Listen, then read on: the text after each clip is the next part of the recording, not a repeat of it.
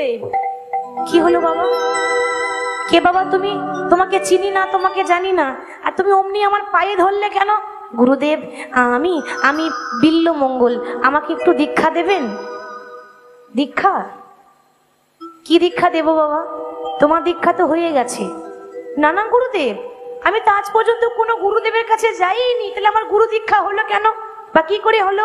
কেন তোমার দীক্ষা ওই চিন্তামণি দিয়ে দিয়েছে না? চিন্তামণি সে একটা নারী, ওই নারী আমাকে দীক্ষা দেবে?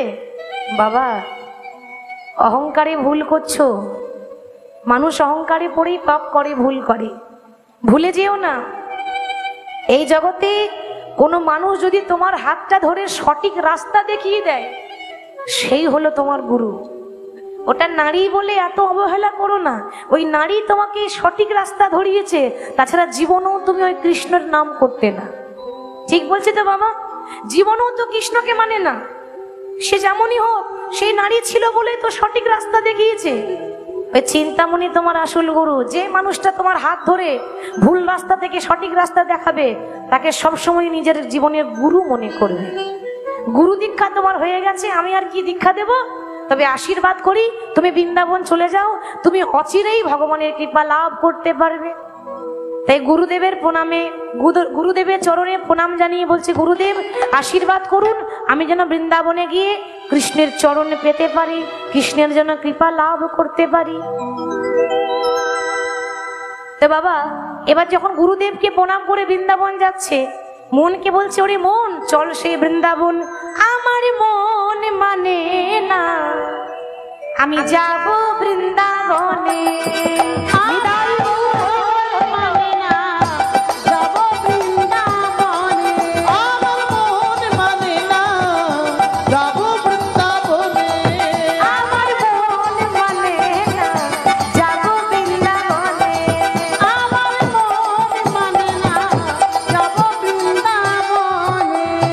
যুগল চরণ হেরিব গিয়ে, আমি যুগল চরণ হেরিব, যুগল চরণ হেরিব গিয়ে, যুগল চরণ হেরিব গিয়ে।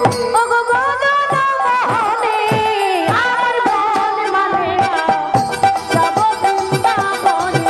আমার মন মানে না, যাব বৃন্দাবনে। আমার মন মানে না,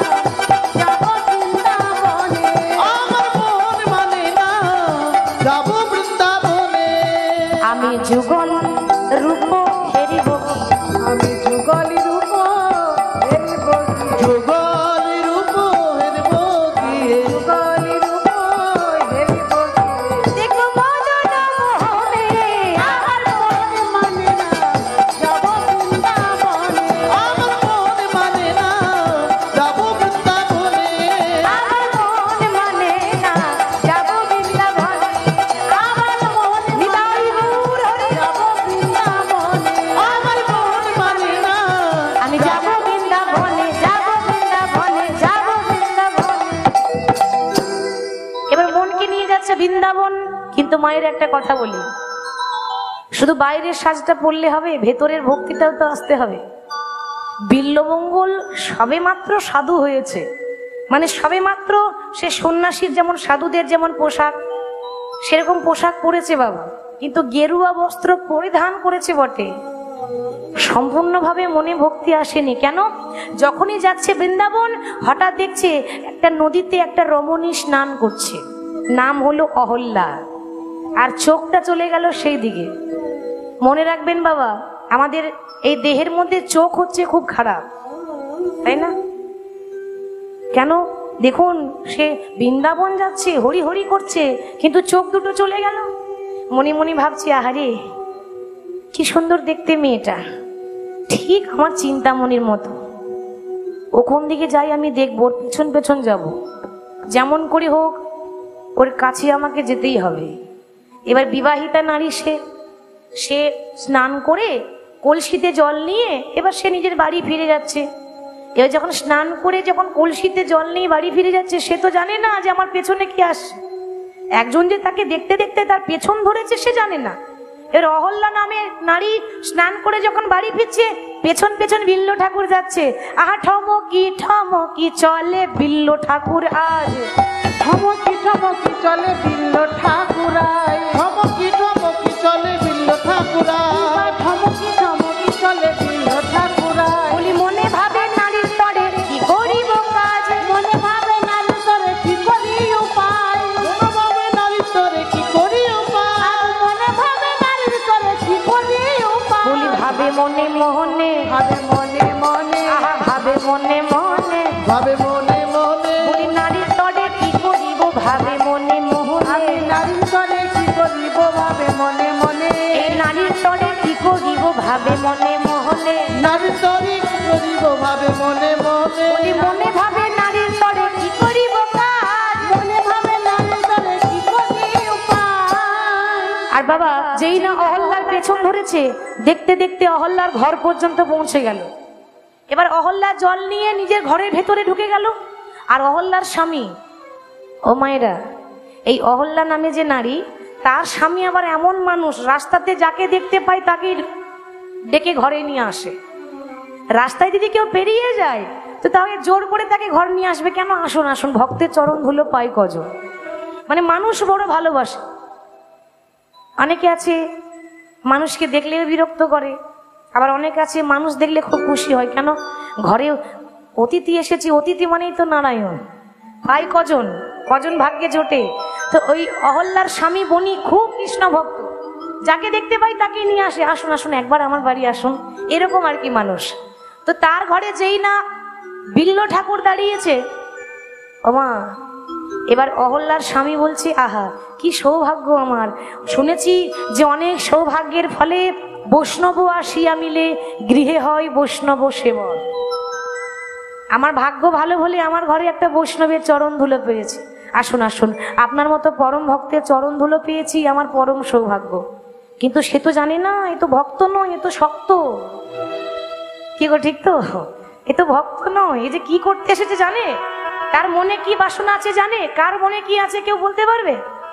তো অহল্যার স্বামী ঘরে নিয়ে এসেছে, আসন দিয়েছে বসতে, বসুন বসুন, একেবারে সসম্মান করেছে বাবা, সম্মান দিয়ে বসিয়ে। এবার তো বৈষ্ণব এসেছে, সেবা করাতে হবে তো। অহল্যা কিন্তু ঘরের ভেতরে আছে, মানে আগেকার দিন তো এটাই হতো, নারীরা বেশ চট করে বাইরে বেরোতো না, ঘরের ভেতর থেকে কিছু বলতো, দরকার পড়লে বাইরে যারা থাকতো তারা কাজটা দিয়ে দিত।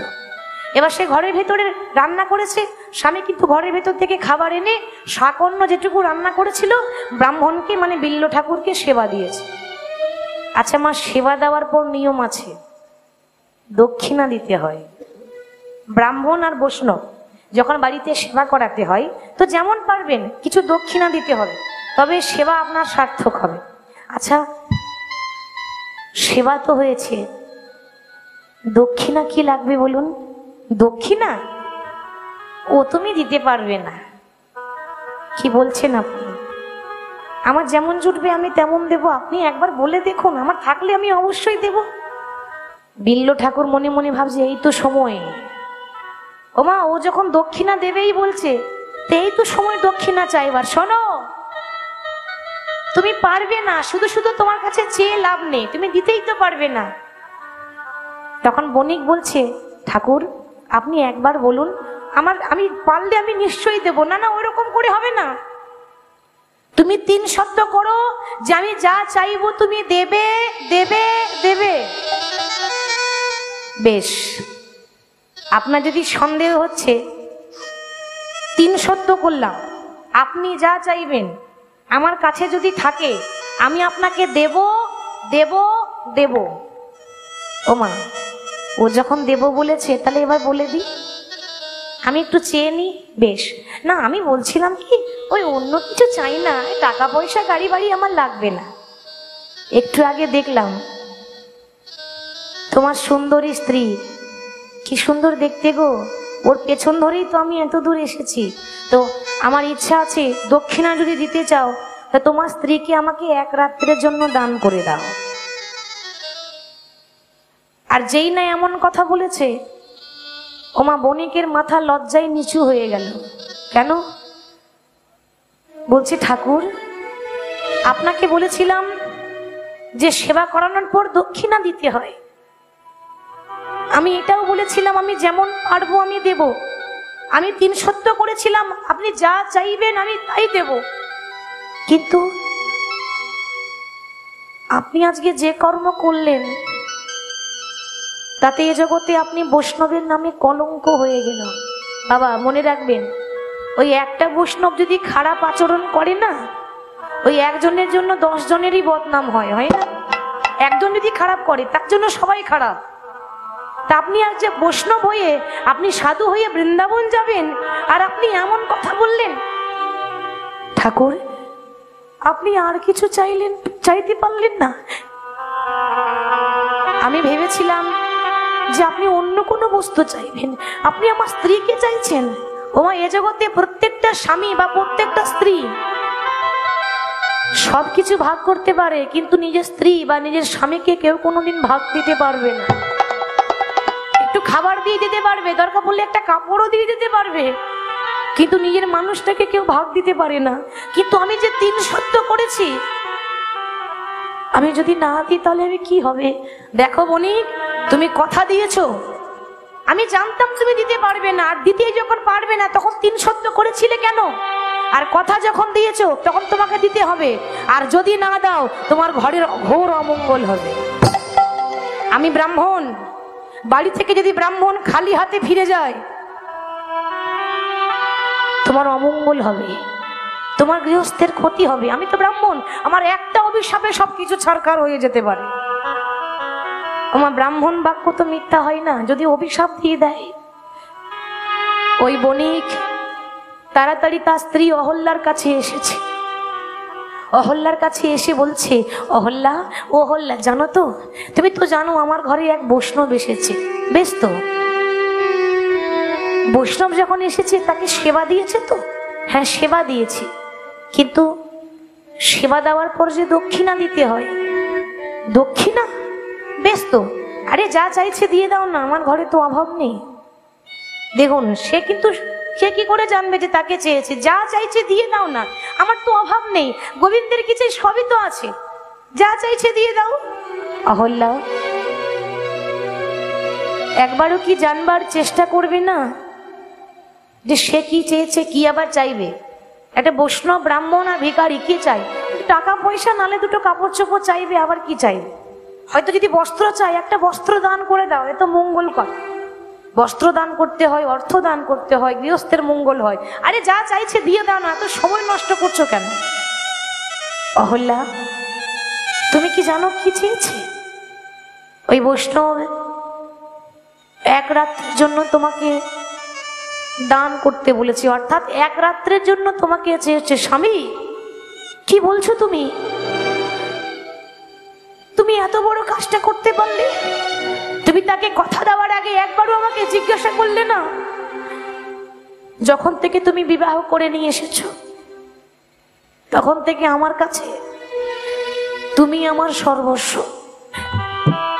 একটা সতী নারী কোনোদিন চাইবে না যে তার স্বামী ছাড়া সে পর পুরুষের মুখ দেখো।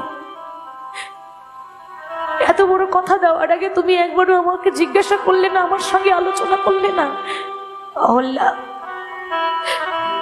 তুমি পারলে আমাকে ক্ষমা করে দিও, আমি যে নির্দোষ, আমি বুঝতে পারিনি, আমি যে কথা দিয়ে দিয়েছি। স্বামী তুমি পারবে আমাকে ভাগ করে দিতে? কি করে সম্ভব হবে? এত বড় কর্মটা করবে, এত বড় কথা দেওয়ার আগে তোমার একবারও হৃদয়টা কাঁপলো না? অহল্যা আমি কথা দিয়েছি, এখন যদি কথা দিয়ে কথা না রাখি, যে মানুষ কথা দিয়ে কথা রাখতে পারে না এই জগতে তার কোনো দাম নেই। তাই বলে তুমি তোমার স্ত্রীকে দিয়ে দেবে? কথার দাম রাখতে গিয়ে তুমি টাকা পয়সা দিয়ে দাও, নিজের স্ত্রীকে দিয়ে দেবে? কিছু করার নেই অহল্যা, আমি যে কথা দিয়েছি 3 সত্য করেছি, তা নইলে ঘর থেকে যদি ব্রাহ্মণ খালি হাতে ফিরে যায় আমার ঘরের যে অমঙ্গল হবে।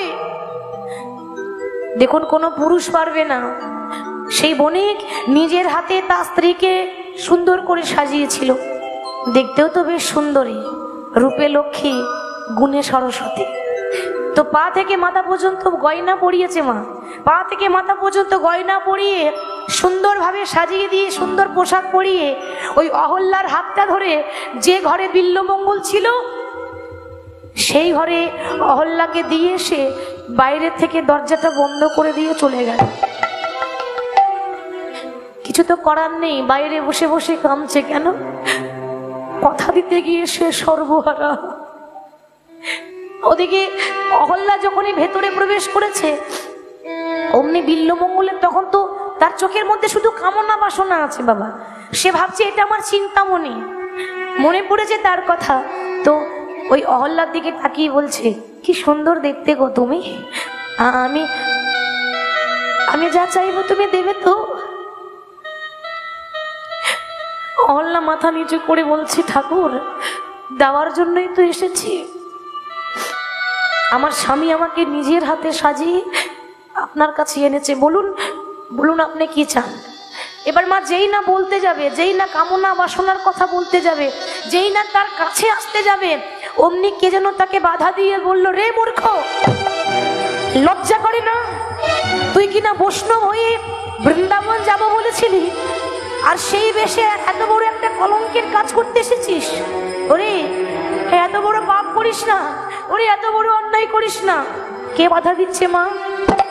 কেউ তো নেই তার কাছে, তার আশেপাশে কেউ নেই, বাধা দিল কে? দেখবেন যখন কোনো খারাপ কাজ করতে যাবেন আপনার মন একবার বলবে সবাই খারাপ কাজ করছে তুইও কর, কি গো তাই না? আপনার মন বলবে সবাই করছে আর তুই করলে ক্ষতি, তুইও কর। আবার আরেকবার মনটা বলবে না এত বড় পাপ কাজ করিস না। এবার পাপ করতে যে বাধা দেয় সেই হলো পরমাত্মা গোবিন্দ। তাকে বাধা দিয়েছে তার গোবিন্দ যে এত বড় পাপ করো না, এত বড় অন্যায় করো না। ওই একটা মানুষের জন্য গোটা বৈষ্ণব সমাজ কলঙ্কিত হয়ে যাবে। এ জগতে কেউ আর বিশ্বাস করবে? কোনো সাধুকে বিশ্বাস করবে না, এ জগতে কোনো বৈষ্ণবকে কেউ আর বিশ্বাস করবে না। এত বড় পাপ করার আগে তোর মৃত্যু হলো না কেন? তার মন তাকে বলছে। আর যেই না বিবেক বাধা দিয়েছে অমনি মাথা নত করে বলছে, আচ্ছা যা চাইবো দেবে তো? বলুন কি চান, যা চাইবেন তাই দেব। বেশ, তোমার ওই যে খোপা, তুমি চুলের যে খোপা করেছো, ওই খোপার দুপাশে দুটো সোনার কাঁটা আছে, সে সোনার কাঁটা দুটো দেবে। ওমা, আগেকার দিনে তো ক্লিপ ছিল না, এখন আমরা ক্লিপ লাগাই, আগে ছিল সোনার কাঁটা, রূপোর কাঁটা। খোপার দুপাশে দুটো সোনার কাঁটা লাগিয়েছে, ওই কাঁটা দুটো দেবে। অহল্যা তো বুঝতে পারলো না, যেই না সোনার কাঁটা দুটো খুলে তার হাতে দিয়েছে, বিল্লমঙ্গল সোনার কাঁটা দুটো হাতে নিয়ে বলছে, মা এ জগতে আমার মতো অপরাধী আর কেউ নাই, এ জগতে আমার মতো পাপী আর কেউ নাই। এই যে চোখ দিয়ে তোমাকে খারাপ চোখে দেখেছিলাম, যে চোখ দিয়ে এক রাত্রে পাওয়ার জন্য তোমাকে আমার মনের লোভ জেগেছিল, ওই চোখ আমি রাখবো না, ওই নয়ন রাখবো না। সঙ্গে সঙ্গে সোনার কাঁটা দুটো নিয়ে নয়নে বিদ্ধ করে বলল, দয়াময় প্রভু দয়াময়,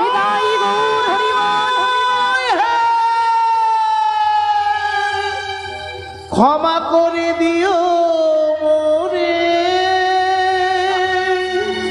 কৃপাময় করুণাময়, প্রভু দয়াময়,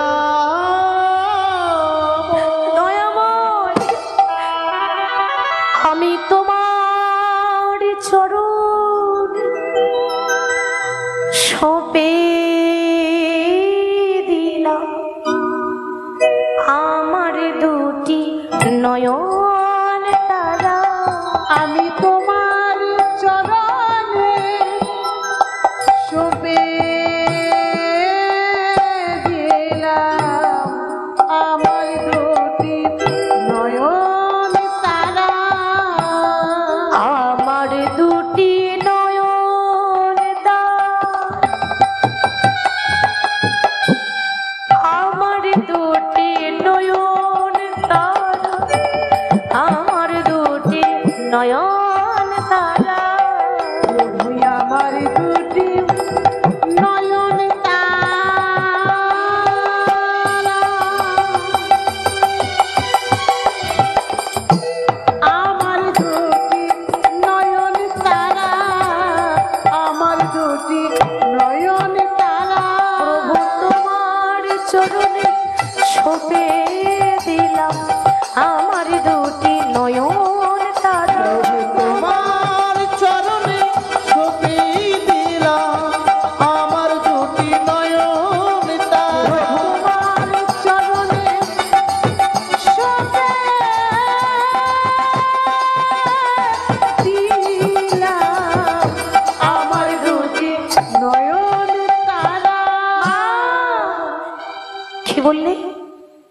আরেকবার বলো, মা আমি যে চোখ দিয়ে তোমাকে এক রাত্রের জন্য পাওয়ার জন্য চেয়েছিলাম, সেই চোখ দুটোকে আমি নষ্ট করে দিলাম। অহল্যা বলছি, ঠাকুর আমি আশ্চর্য হয়ে গেলাম। কেন জানো? যে মানুষটা আমাকে পাওয়ার জন্য, এক রাত্রে পাওয়ার জন্য এসেছিল, সে আমাকে মা বলে ডাকছে। বেশ, তবে আমার কিন্তু কোনো সন্তান নেই, আমার কোনো ছেলে মেয়ে নেই। মা বলে যখন ডেকেছো, আজ থেকে তুমি আমার সন্তান। আজ থেকে জানবো আমার একটা ছেলে আছে, সেটা হলো তুমি। আজ থেকে তুমি আমার সন্তান হয়ে। মা তুমি আমায় ক্ষমা করে দিও মা, আমি যে বড় অপরাধী। কিন্তু তুমি এখন যাবে কোথায়? তুমি তো চোখে দেখতে পাও না, কারণ তুমি চোখ দুটোকে তো নষ্ট করে দিয়েছো। তোমার চোখ দিয়ে অবিরত শুধু রক্ত পড়ছে। মা আমি যে বৃন্দাবন যাব, বৃন্দাবন তুমি তো দেখতেই পাও না, যাবে কি করে? মা গো আমি দেখতে পাই না তো কি হয়েছে? আমার নীলমাধব তো আমাকে দেখতে পায়। আমি দেখতে পাই না তো কি হয়েছে? আমার প্রভু তো আমাকে দেখতে পায়। ডাকার মতো ডাকলে পরে আমাকে যেতে হবে না, ভগবান নিজে এসে আমাকে নিয়ে যাবে। বাবা ডাকার মতো যদি ডাকা যায়, ভগবান নিজে এসে হাতে ধরে নিয়ে যায়। তো বাবা ওই বিল্লমঙ্গল রাস্তায় যাচ্ছে, পথে যাচ্ছে বৃন্দাবনের উদ্দেশ্যে, কিন্তু সে তো দেখতে পায় না। কখনো পাথরে হোঁচট খেয়ে পড়ে যাচ্ছে, কখনো আবার গাছে ধাক্কা লেগে পড়ে যাচ্ছে, বারবার উঠতে যাচ্ছে আবার পড়ে যাচ্ছে, চোখে দেখতে পাই না। সে পথও জানে না, অথচ গাইতে গাইতে যাচ্ছে, দয়াময় আমি অনেক যত্ন করি তোমাকে সাজাতে পারিনি, তোমাকে সাজাতে পারি।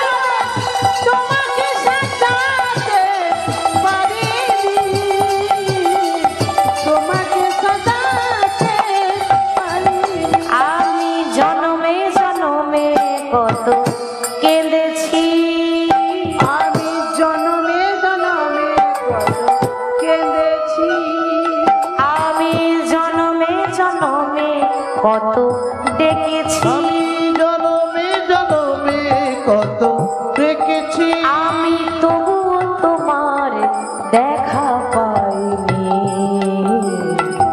তবুও তোমার দেখা পাইনি। আমি অনেক যত্ন করে তোমাকে সাজাতে পারিনি, তোমাকে সাজাতে পারিনি। আমি অনেক যত্ন করি তোমাকে সাজাতে পারিনি, তোমাকে সাজাতে পারিনি। আমি অনেক যত্ন করে তোমাকে সাজাতে পারিনি, তোমাকে সাজাতে পারিনি। সত্যি তাই, বৃন্দাবনের রাধারানীর মতো কৃষ্ণকে কেউ সাজাতে পারবে না। ভক্ত যতই চেষ্টা করুক তার মতো তো সাজাতে পারবে না। ওই জন্য যেই না গাইতে গাইতে যাচ্ছে, বাবা 4 দিন হয়ে গেল বিল্ল ঠাকুর কিছু খাইনি, না খেয়ে আছে। ভগবান মনে মনে ভাবলেন যে আমার ভক্ত 4 দিন হয়ে গেল কিছু খায়নি, আর ভক্ত যদি না খেয়ে থাকে ভগবানের ভালো লাগবে? ভালো লাগবে মা? ভালো লাগবে না। কেন? ভগবানের কাছে তার জীবনের সব থেকে বড় কে? ভক্ত।